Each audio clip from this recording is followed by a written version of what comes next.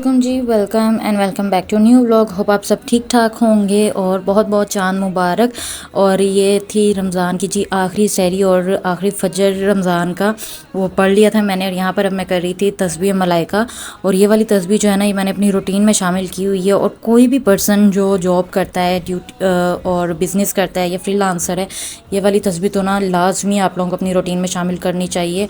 अल्लाह ताला कभी भी आप लोगों पर ना रिस्क नहीं कम होने देता। ये इतनी बेहतरीन तस्बीह है ना। मैंने कुछ दिन पहले भी एक फ्रीलांसर को बताई थी ये तस्बीह कि ये वाली करें और इंशाल्लाह ताला आपके पास कभी प्रोजेक्ट्स की कमी नहीं होगी। तो यहाँ पर मैं रूटीन के हिसाब से वो करी थी, हमने सहरी कर ली थी। और इसके बाद आज रूटीन के हिसाब से मेरा काम आज ज़्यादा था क्योंकि आज थी चांद रात।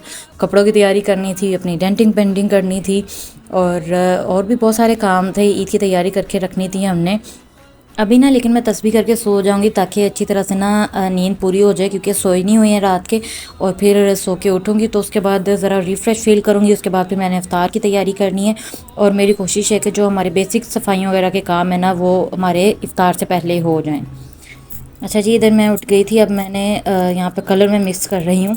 और कलर वाला मेरे साथ ना बड़ा सीन हो गया। यहाँ पे मैंने इस दफ़ा सोचा था कि मैं अपना हेयर कलर चेंज करूँगी और डार्क ब्राउन कर लूँगी। मैंने लास्ट ईद पर भी किया था। तो मैंने मम्मा से ना ग्रोसरी स्टोर से मंगवा लिए थे, कलर्स मंगवा लिए थे। जब ग्रोसरी शॉपिंग करने गई थी उनके लिए ब्लैक मंगवा लिया था और अपने लिए मैंने ब्राउन मंगवा लिया था। तो हुआ ये था कि ब्लैक तो मिला नहीं, तो मम्मा अपने लिए डार्क ब्राउन ले आई थी, मेरे लिए मेटलिक ब्राउन ले आई थी। और जब मैंने वो शॉपर से निकाले ना, तो मैंने ये नहीं देखा कि वो डार्क ब्राउन है मेटलिक ब्राउन है, और मैंने उनका कलर कर लिया। और उसका इतना डार्क कलर आया था ना, बिल्कुल ब्लैकिश लुक आ रही थी मेरे बालों की, ब्राउन हुए ही नहीं थे। तो जब उनके लिए बचा था तो वो मेटलिक ब्राउन बचा था, और जब उन्हें लगाया ना कलर तो उनका बिल्कुल लाइट ब्राउन इतना खूबसूरत हेयर कलर आया था ना कि फिर बाद में ना बड़ा हंस रही थी मैं। वो कहती मुझे तो ये वाला पसंद आ गया, मैं ये कर लिया करूँगी। तो मैंने कहा चलो मैं भी नेक्स्ट टाइम अब यही कर लूँगी, अब तो हो चुका है कलर, अब तो कोई फ़ायदा नहीं है, अब नेक्स्ट टाइम ही सही। तो बिल्कुल ना मेरे बाल बिल्कुल पिच ब्लैक लग रहे थे, क्योंकि ऑलरेडी ब्लैक हुए पड़े थे, मैंने कब का तो कलर किया हुआ था।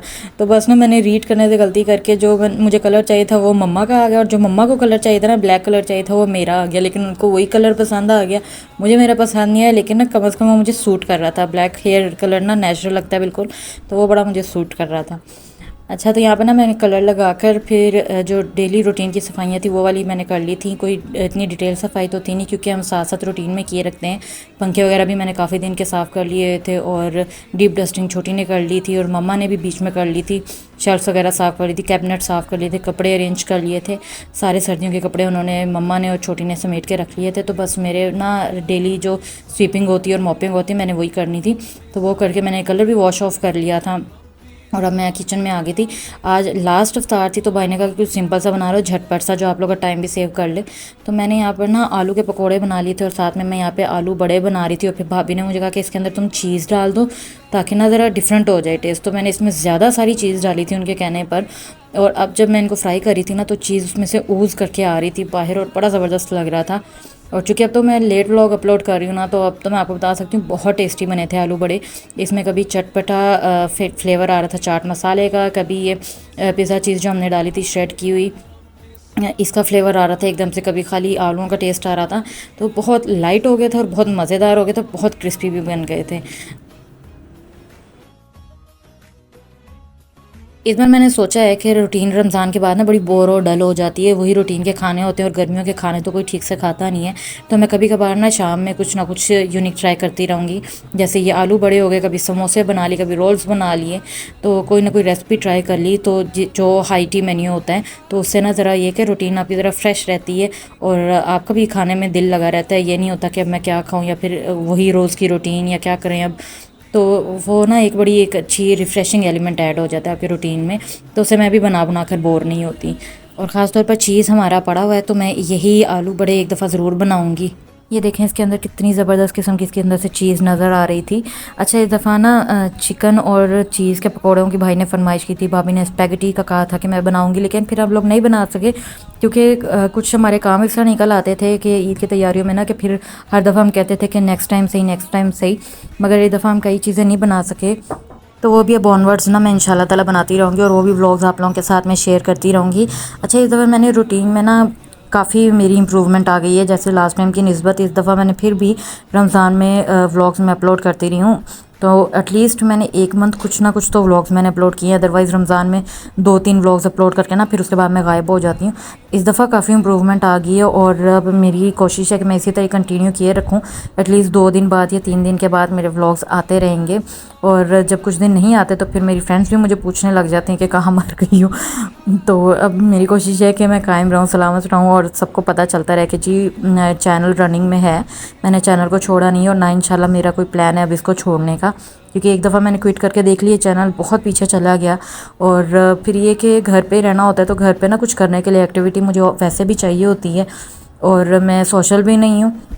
तो घर पे कुछ ना कुछ मैं इस तरह का एक्टिविटी करती रहूँ ना तो मैं एंटरटेन रहती हूँ और माइंड मेरा बड़ा फ्रेश रहता है। और ये है कि इससे एंजाइटी नहीं होती, आपको कहीं ना कहीं आपका ध्यान लगा रहता है। क्योंकि करने तो आपने रूटीन के काम ही होते हैं, तो जब आप उनको साथ में वीडियो शूट कर लेना तो आपका एक बड़ी अच्छी मसरूफियत आपको मिल जाती है। और जो लोग करते हैं कुछ ना कुछ सोशल मीडिया पे अपलोड, उनको पता होगा कि ये कितनी अच्छी एक्टिविटी है। एक दफ़ा आपको पाबंदी ज़रूर लगती है लेकिन आप इसको एटलीस्ट इंजॉय बहुत करते हैं। तो यहाँ पर जी आलू बड़े हमारे तैयार हो चुके हैं, बड़े ज़बरदस्त और बड़े ही क्रिस्पी से। और जगह जगह से आप देख रहे हैं कैसे चीज़ निकल रही है। यही चीज़ हम सबको ज़्यादा बहुत पसंद है कि चीज़ जो है ना वो इतनी हो ना कि फिर वो आपको हर बाइट में आपके मुंह में आ रही हो और बिल्कुल इलास्टिक की तरह स्ट्रेच हो रही है। हम बड़ा एंजॉय करते हैं उस चीज़ को। और यहाँ पर मैंने पकोड़े भी रेडी कर लिए हैं और जो आलू अब मुझे लग रहा था ना कि एक्स्ट्रा हैं वो तो अब नेक्स्ट डे यूज़ होने नहीं वाले, क्योंकि ईद के दिन तो कोई नाम भी नहीं ना लेने देता ऐसी कोई डीप फ्राइड चीज़ का, क्योंकि सारा रमज़ान खा खा के बोर हुए होते हैं। तो जो अब मैंने आलू काट लिए थे ना उनको मैं अब उनके फ्राइज़ बना लूँगी। और ये 2 बड़े जो है ना बड़े नरम हो गए थे क्योंकि मेरा बेसन ख़त्म हो गया और मुझे याद ही नहीं रहे कि ये भी पड़े हुए हैं साइड पे। तो मैंने इनको उसी तरह मैंने फ्राई कर लिया लेकिन ये टूट गए। तो अब मैं इनको फ्राई कर लूँगी और साथ में जो आलू बचे उनको मैं फटाफट से फ्राई करके निकाल लूँगी, क्योंकि 2 मिनट रह गए थे इफ्तार में। और बड़ी झटपट से हमारी इफ्तार रेडी हो चुकी थी और अब तक ना मैं बड़ी एग्जॉस्ट हो चुकी थी, लेकिन एटलीस्ट मैंने इफ्तार से पहले पहले अपने जितने भी आज के काम थे ना वो मैंने निपटा लिए। और मुझे बड़ी खुशी है इस चीज़ की कि मुझे अब इफ्तार के बाद ना ईद की कोई भी स्पेशल तैयारी नहीं करनी पड़ेगी। जैसे सफाइयाँ करनी पड़ती हैं ना आपको, अक्सर लोग ईद के बाद करते हैं। 2-3 ईदों से हमारा भी इसी तरह ही रहा था, लेकिन मुझे उसमें सुकून नहीं मिला उस रूटीन में ना। तो यहाँ पर अब मैं ना किचन में ही रोज़ा खोल रही हूँ क्योंकि सायरन हो गया था। और अब मैंने सोचा कि इतने से रह गए तो अब मैं इनको फ्राई करके ही अंदर जाऊँ, कोई बात नहीं खैर, क्योंकि ये फिर पड़े रहे ना तो फिर ये काले होने लग जाएंगे आलू। तो इस दफ़ा ये कि हम लोगों ने यही मैंने बात की थी कि मैंने ना इफ्तार के बाद कोई ऐसा लंबा चौड़ा काम नहीं होने देना, मैं सब कुछ ना पहले ही कर लूँगी। तो वो हुआ था, मैंने वही कर लिया था और मैंने फिर इफ्तार भी कर ली थी। मैं रेस्ट कर रही थी थोड़ा क्योंकि बहुत एग्जॉस्ट हो चुकी थी ना मैं, और एनर्जी भी आपको पता है लास्ट टाइम पे आकर बिल्कुल डाउन हो चुकी होती है। अब मैं अपना पेट्रोल ले रही हूँ जो कि चाय है, और 2 बार मैं और चाय पीऊँगी फिर जाके ज़रा मुझे होश आएगा, क्योंकि मैं चाय पीती हूँ ज़रा ठंडी करके ना तो वो इतनी कोई लगती नहीं है। तो कॉफ़ी भी मेरी ख़त्म हुई पड़ी, कॉफ़ी भी इस दफ़ा मैंने नहीं मंगवाई रमज़ान की वजह से ना, कि रोज़े के बाद कॉफ़ी पीना ना बहुत ज़्यादा फिर ना हार्ट बर्न होने लग जाता है। तो अब वो मैं रमज़ान के बाद कंटिन्यू करूँगी कॉफ़ी अपनी। और यहाँ पर अब मैं चाय पी रही हूँ और इसके बाद मैंने कपड़े सबके ना निकलवा के रख लिए थे जो भी ईद के लिए उनने पहनने थे। और छोटा छोटा सा काम रह गया था, जैसे टसल्स वगैरह लगने रह गए थे मेरी शर्ट पे, भाभी के दुपट्टे पे, और मम्मा की तरपाई होने रह गई थी कमीज़ की, तो वो मम्मा ही कर रही थी। अब ये नहीं है कि मुझे करना नहीं आता, बेसिक्स चीज़ें सिलाई की ना मुझे मम्मा ने सिखाई हुई हैं, लेकिन अब मैं इतनी थक गई थी, मैंने कहा कि अब मैंने कुछ नहीं करना, आप मुझे कर देंगी तो ठीक है, वरना मैं सुबह उठ के कर लूँगी। तो वहाँ मम्मा ही बैठी हुई थी और छोटी बैठी हुई थी अपने कपड़े खुद स्टिच करने के लिए।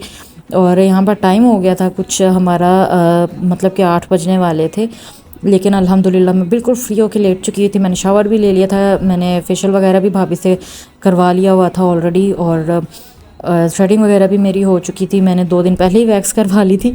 बड़ी दफ़ा मेरी आइडियल रूटीन गई, मैं बड़ी खुश हूँ। और अब ना बस 2-3 घंटे रेस्ट करने के बाद ना मैं कपड़े प्रेस करने के लिए आ गई थी।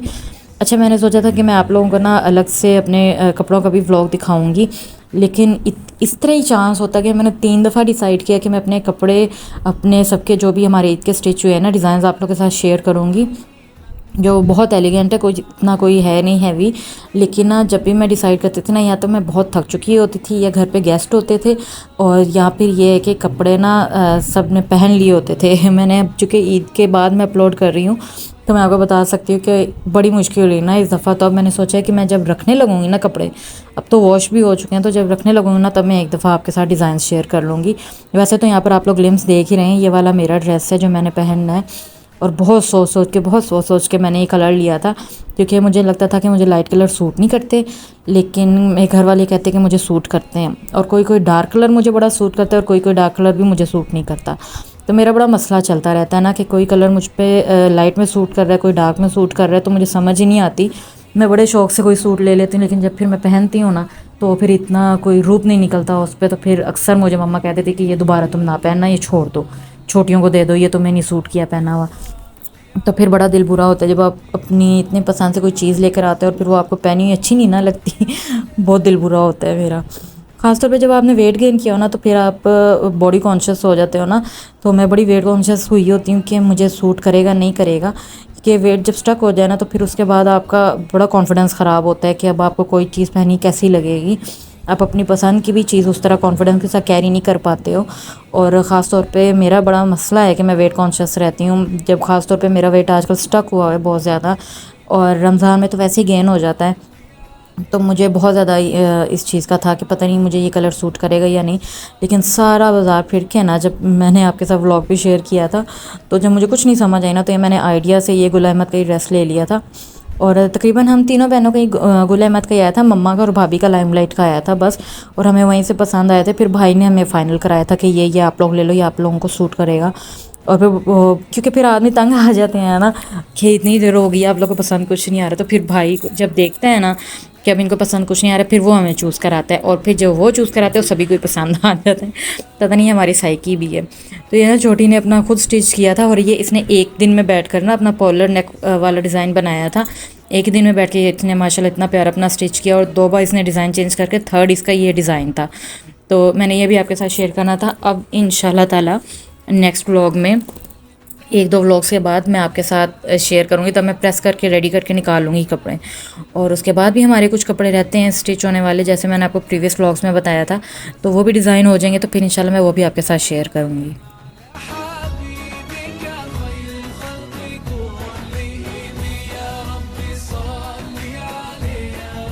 अच्छा, इतनी सारी बातें जमा हुई है ना कि आज मैं वीडियो में बोली बहुत ज़्यादा जा रही हूँ, क्योंकि आज मैंने 5 दिन के बाद ही वैसे भी व्लॉग अपलोड किया है। तो यहाँ पर ना हमारा शुक्र है हमारे दुपट्टे कुछ पिको हो गए और कुछ हमारे रह गए थे होने वाले। इतना इधर मसला है ना पिको का कि शॉप्स दूर दूर हैं, तो कोई इतना ज़्यादा हमें पता भी नहीं है यहाँ पे शॉप्स वगैरह का। तो भाइयों को भी ना ढूंढ ढूंढ के दुकानें निकालनी पड़ती हैं कि कहाँ से क्या होगा। तो जितनी दफ़ा भी हम लोग गए ना, इतनी दूर गए पिको करवाने के लिए ना, मम्मा और बहन गई, फिर भाई गया, तो शॉप्स ही बंद होती थी। जिस टाइम भी जाते थे ना शॉप बंद होती थी। तो बस 2 दुपट्टे हमारे हो गए थे, और ना मम्मा का रह गया था दुपट्टा, भाभी का ऑलरेडी हो गया था, और मेरा भी हो गया था। मम्मा का रह गया था, छोटी का एक दुपट्टा रह गया था करने वाला। तो अब ये इन्होंने जाकर जब कसूर चक्कर लगना था ना तब करवाने थे। हमारा प्लान था ईद के बाद कसूर जाने का, 2nd या 3rd डे जाने का। अब पता नहीं मैं उसका व्लॉग आपके साथ शेयर कर पाती हूँ कि नहीं, ये डिपेंड करता है कि वहाँ पर गैदरिंग हुई होती तो मौका बनता या नहीं बनता, क्योंकि सब के साथ ना बैठ के बातें करने के बजाय वीडियो ही शूट किया जाए ना, बड़ा ऑकवर्ड लगता है। तो वहाँ पर हमने ये दुपट्टे अब पिको करवाने थे।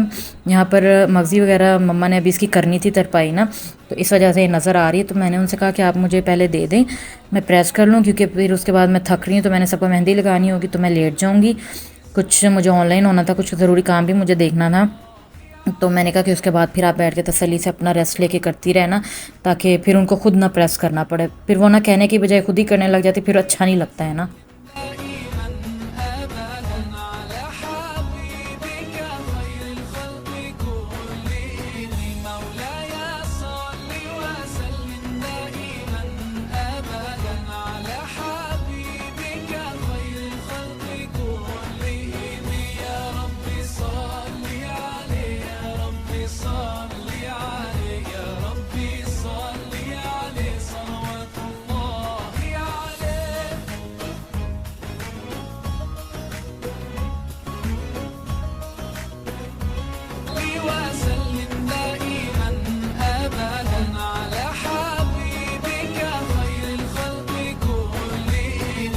अच्छा, ये मेरे भाभी के सूट का दुपट्टा था। सूट उन्होंने प्रेस कर लिया था और दुपट्टा फिर उन्होंने नहीं किया था, वो मम्मा के पास था।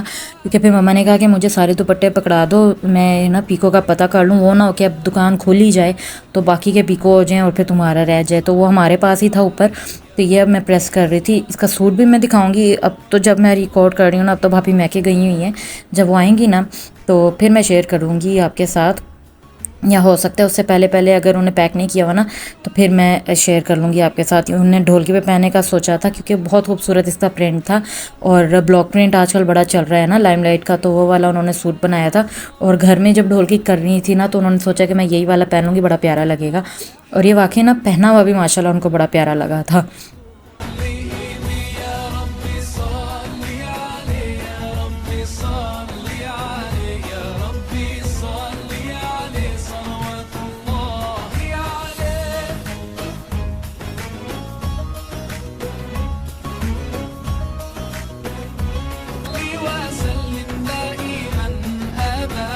अब ये आ गया हमारा ना अब तक का सबसे फेवरेट ड्रेस, और ये छोटी का ड्रेस था। उसने ये गरारा बनवाया था, गरारा या शरारा इसको बोलते हैं।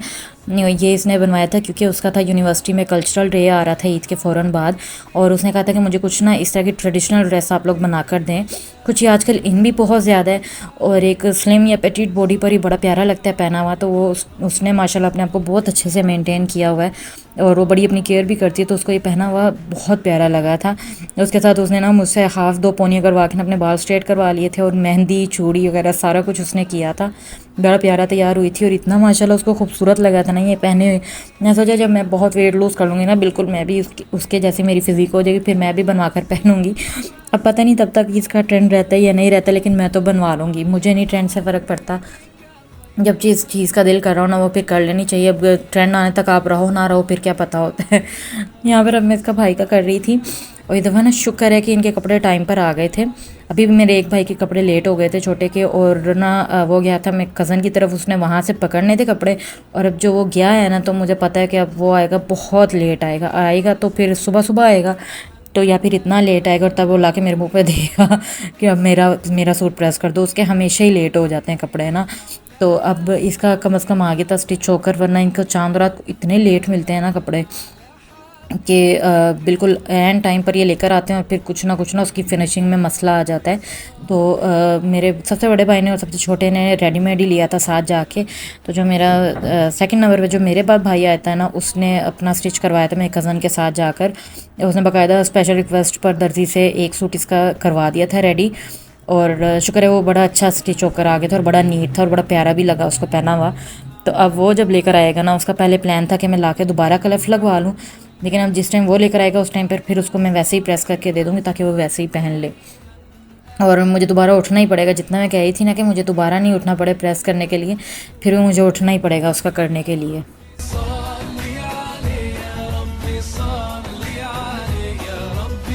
अब मेरी तो मेहंदी लगी आप लोग देख ही रहे हैं, क्योंकि मैंने तो फारिग होकर बैठते ही मेहंदी लगा ली थी। तो जब मेरी ड्राई भी भाभी नीचे से अपने रूम्स वगैरह साफ़ करके आ गई थी, फिर उन्होंने कहा मुझे भी लगा दो, तो ये मैंने उनको लगा दी।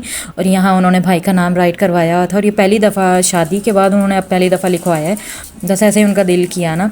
और ये उन्होंने पिंटरेस्ट से डिज़ाइन निकलवाए थे, तो मैंने कोशिश की थी कि बिल्कुल उसे क्लोज बना लूँ, क्योंकि बिल्कुल एग्जैक्ट भी वैसा डिज़ाइन नहीं बनता ना। और यहाँ पर मेरे फिज़ी की भी शॉपिंग देख लें।